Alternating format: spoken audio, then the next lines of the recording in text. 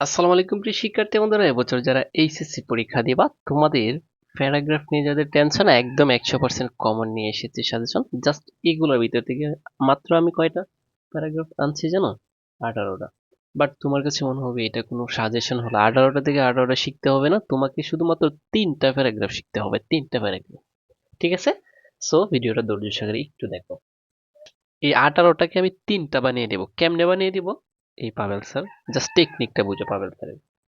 প্রথমে শুধুমাত্র এই যে প্যারাগ্রাফ গুলা দিচ্ছি এগুলোর নামগুলো তুমি একটু দেখো। প্রথমটা হচ্ছে পহেলা বৈশাখ, ঠিক আছে? তারপর হচ্ছে village life and city life, climate change and idol বা আইডিয়াল স্টুডেন্ট, ঠিক আছে, আদর্শ ছাত্র। তারপর ট্রি প্ল্যান্টেশন। তারপর হচ্ছে প্রিমেচিওর ম্যারেজ ইন ভিটি মানে বাংলাদেশ, ঠিক আছে? তারপর দেখো হিস্টোরিক্যাল প্লেস ইউ ভিজিট। আচ্ছা, তারপর importance of sports, technical education, এই যে ইডুতে হচ্ছে এডুকেশন, টেকনিক্যাল এডুকেশন ভার্সেস মানে অ্যান্ড আর কি জেনারেল এডুকেশন, ঠিক আছে? তারপর দেখো জাঙ্ক ফুড অ্যান্ড হচ্ছে হেলদি ফুড।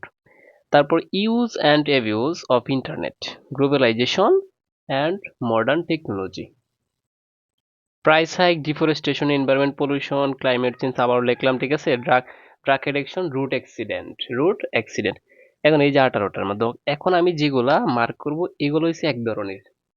এই যে একটা পহেলা বৈশাখ, দেখো আমি একটা দাগ দিতেছি, দেখছো? পহেলা বৈশাখ।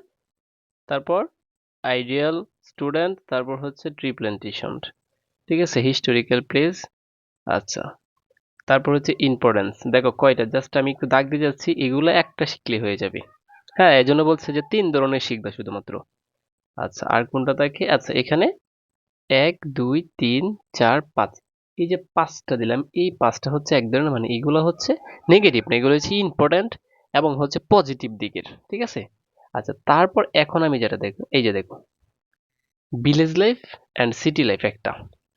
তারপর হচ্ছে টেকনিক্যাল এডুকেশনে education versus general education, junk food আর হচ্ছে কি হেলদি ফুড।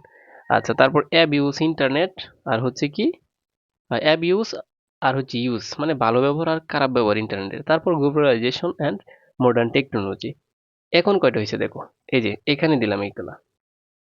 তাহলে আমি দ্বিতীয় প্যারাতে দিলাম এই যে একটা, ঠিক আছে? তারপর হচ্ছে এই যে দুইটা, তিনটা, চারটা, পাঁচটা।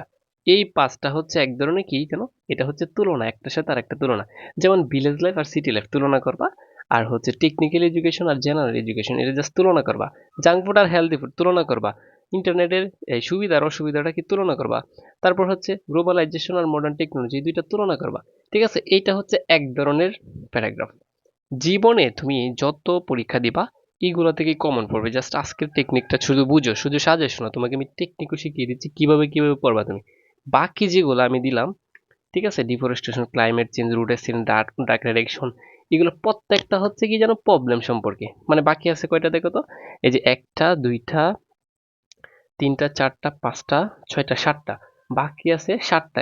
এই সাতটা শুধু কি প্রবলেম সম্পর্কে, এই সাতটা এক ধরনের। তার মানে 3 ধরনের তুমি শুনি 3টা প্যারাগ্রাফ শিখলে 18টা শিক্ষা হয়ে যাবে। আর এই তোমাদের এই পরীক্ষাগুলোতে, এইচএসসি পরীক্ষাতে যারা এবছর বিশেষ করে পরীক্ষা দেবে, এখান থেকে কমন পড়বে 100%। ঠিক আছে? আমি প্র্যাকটিক্যালি তোমাকে একটু দেখাই।